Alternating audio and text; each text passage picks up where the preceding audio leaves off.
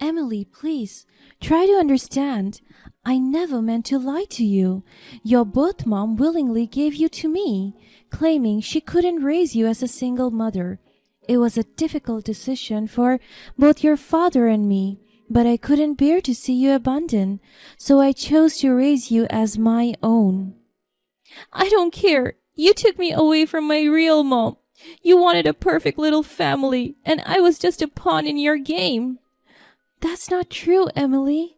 I never tried to manipulate anything. I fell in love with you from the moment I held you in my arms. Huh! More like you used me to fulfill your dreams of being a mother and a wife. I was just a convenient solution for you, wasn't I? Emily, please listen to me. I never wanted to deceive you. Yes, I wanted a family, but that doesn't mean I didn't love you with all my heart. You keep telling yourself that, but it doesn't change the fact that you lied to me all these years. I can't trust you anymore. I don't want you in my life. I am Rachel, and I've always been the kind of person who thrives on traditional values. As a 52-year-old woman, I have spent most of my life working as an elementary school teacher, cherishing the joy of nurturing young minds. My friends often describe me as dependable, caring, and perhaps a tad reserved. I was married to a man named Mark, and we raised a wonderful child together. My daughter Emily had been the center of my world for 25 years. She's grown into a remarkable woman, smart, ambitious, and fiercely independent. She's engaged to Jake, a kind-hearted and compassionate man who loved her deeply. Emily and I shared a unique bond, and I thought we had an unbreakable connection. But life had a surprise in store for me, one that would test the very foundation of our relationship. That day, my life took an unexpected turn. Mark was out of town on one of his business trips, and I received a text from him. He told me that Emily had found out about our little secret. The truth is that I wasn't Emily's birth mother. Years ago, when I just graduated from college, Mark and I were part of a really fun and big group of friends. One of them, Dylan, had a girlfriend named Veronica. Unfortunately, Dylan passed away in a car accident during his most beautiful year, and Veronica was left alone with Dylan's child. She was really depressed at that point because she didn't want to have a baby alone. When she gave birth to the child, she left it in our hands. Then she fled the city and cut all contact with us. Nobody knew where she went. That baby was Emily. I had never thought of Emily as someone else's child. She was, and still is, my daughter. She could be difficult to deal with at times, but I really cared for her. But perhaps I was spoiling her a little too much, just to make up for the fact that Mark and I had kept that secret from her for years. Now I'm wondering, how did she even find out? I didn't even have time to process the message that Mark left me. It was not long after Mark's revelation that our daughter confronted me. Emily was angry and hurt, feeling that I had deceived her all these years. She accused me of pretending to be her real mother and taking her away from her birth mother, Veronica. I tried to explain that Veronica had willingly handed Emily over to me, demanding money in exchange. At the time, she claimed she couldn't raise a child as a single mother and vowed never to see Emily again. I had felt a mix of emotions, but above all, I couldn't bear to see this tiny, innocent life abandoned. So I took Emily in, hoping to give her a better life. But it seemed like Emily wasn't in the mood to listen. Emily, please, try to understand. I never meant to lie to you. Your birth mom willingly gave you to me, claiming she couldn't raise you as a single mother. It was a difficult decision for both your father and me, but I couldn't bear to see you abandoned, so I chose to raise you as my own. I don't care. You took me away from my real mom.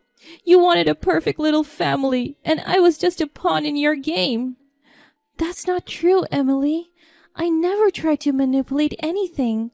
I fell in love with you from the moment I held you in my arms. Ha! More like you used me to fulfill your dreams of being a mother and a wife. I was just a convenient solution for you, wasn't I? Emily, please listen to me. I never wanted to deceive you. Yes, I wanted a family, but that doesn't mean I didn't love you with all my heart. You keep telling yourself that, but it doesn't change the fact that you lied to me all these years. I can't trust you anymore. I don't want you in my life.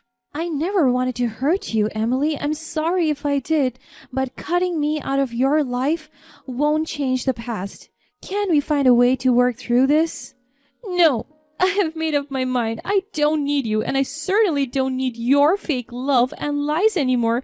Just stay away from me and my wedding. I understand that you're upset and angry, but please know that I love you, and I always will. If you change your mind, I'll be here for you. I highly doubt that, but it doesn't matter. I have my real mom, Veronica, and she is coming to my wedding. I'll be surrounded by people who truly care about me, not someone who pretended to be my mother. Wait, what are you saying? Then Emily stops responding. She simply wasn't convinced by my explanation. It hurt to hear her say those words, but I couldn't deny that she was right about one thing. I had wanted a family and had hoped Emily would fill the void in my heart. After that conversation, I was devastated by her decision, feeling like I had failed as a mother. I was also overwhelmed. What did she mean when she said that Veronica was coming?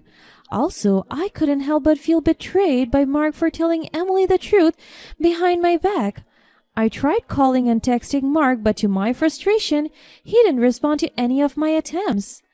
I thought I was going crazy because no one was explaining to me what had happened. Finally, someone reached out to me with the truth, but painfully, it was Veronica. Well, look who it is. The little saint who raised my daughter all these years. Veronica, is that you? Of course. What? You thought I was dead or something? Why are you back? It's been so long and you cut us out of your life. Oh, please, spare me the act. I'm back in town and I'm ready to take back what's rightfully mine. What do you mean? Emily is my daughter? I raised her as my own? You left her willingly all those years ago. Like I care about that now. I was young and stupid back then, but things have changed now, and I want my daughter back.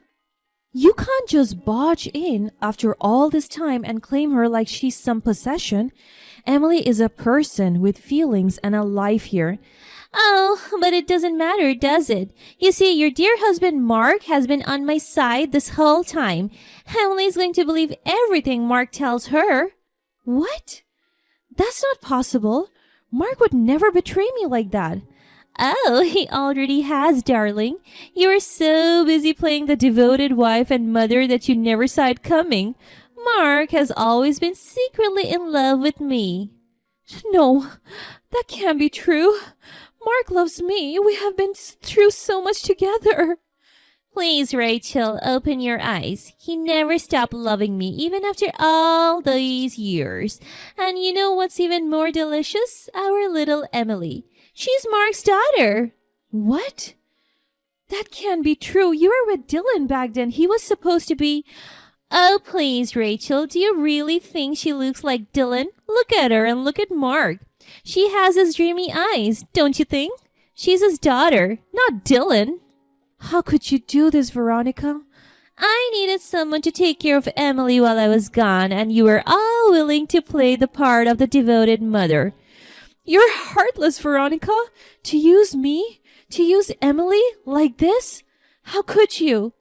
Life isn't a fairy tale, Rachel. You should have known better. Oh, poor Dylan. He had no idea. Spare me the act, Rachel. You were so happy to be a mom. It's a good thing that he's gone because he would have been in my way to success. How could you say that? Oh, for God's sake, you're pathetic. I'm done with you here. Have fun living alone for the rest of your life. I felt like my heart was being ripped apart.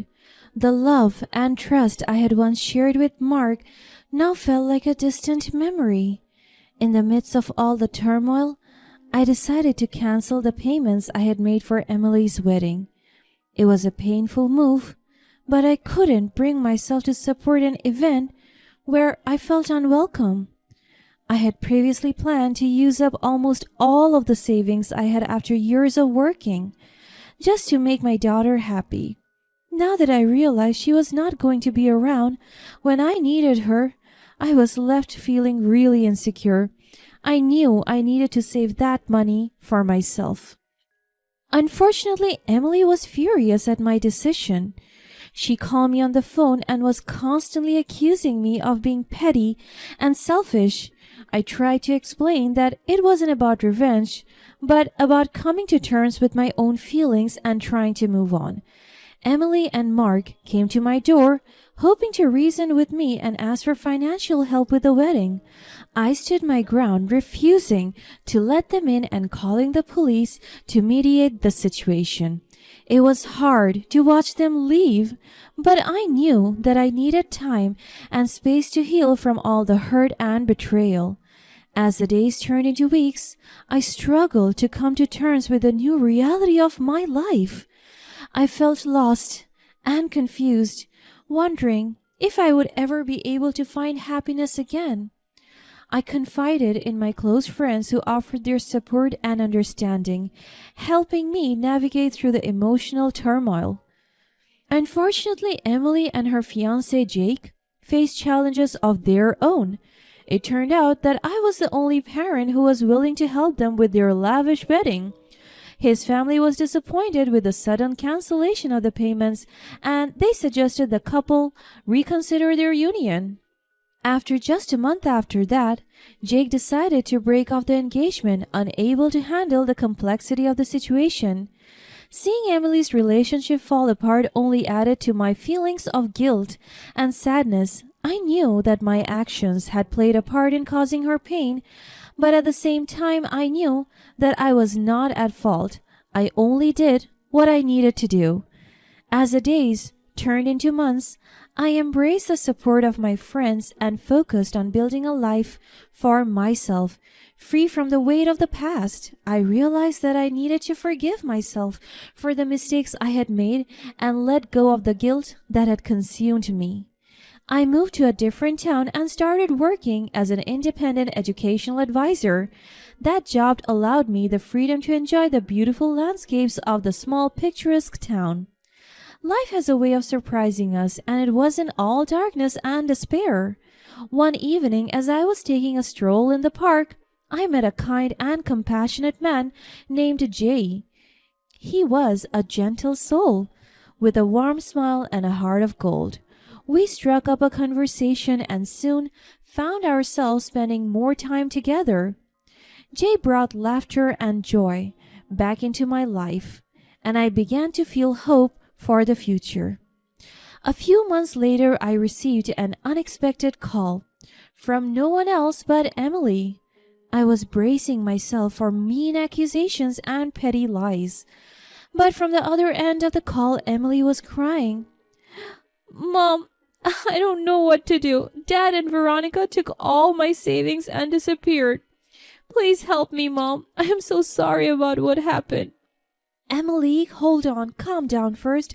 What happened exactly?" "They said it was for a business venture and convinced me to invest all my money. The wedding fell through, so I still had some savings." "Oh, God. I should have known better, Mom. I trusted them blindly, and now I'm left with nothing. I feel so stupid." "Emily, I'm sorry that happened. I don't know what to say." "I should have seen the signs, Mom.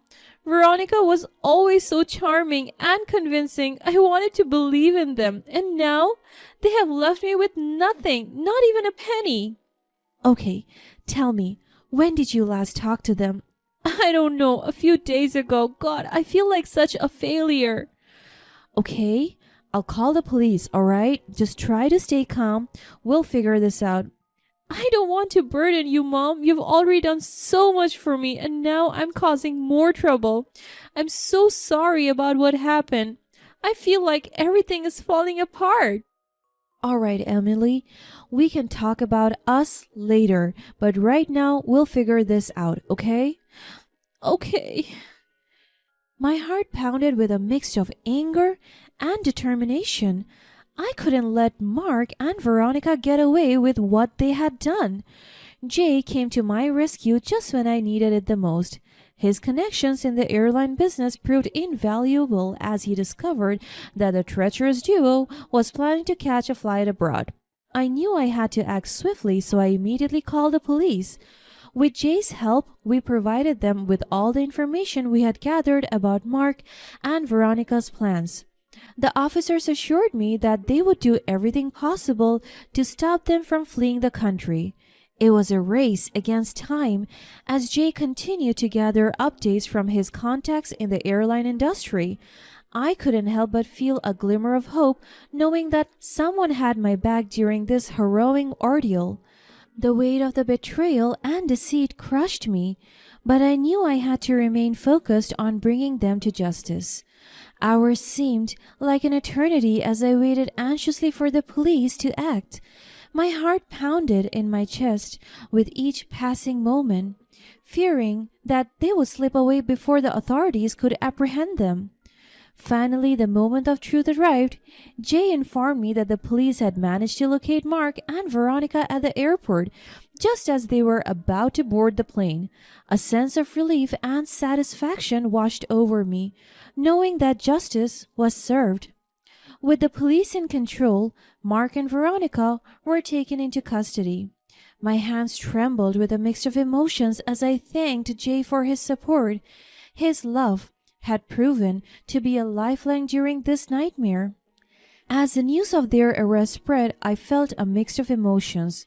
Part of me was furious at their audacity and heartlessness, while another part of me was grateful for the swift intervention of the police.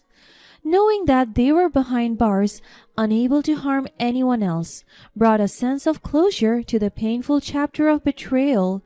In the days that followed, I focused on helping Emily heal from the emotional wounds caused by her father's betrayal. Over time, Emily and I started to rebuild our relationship. We had honest and heartfelt conversations, sharing our pain and regrets. Emily admitted that she had been overwhelmed by her emotions and that she had acted impulsively in the heat of the moment.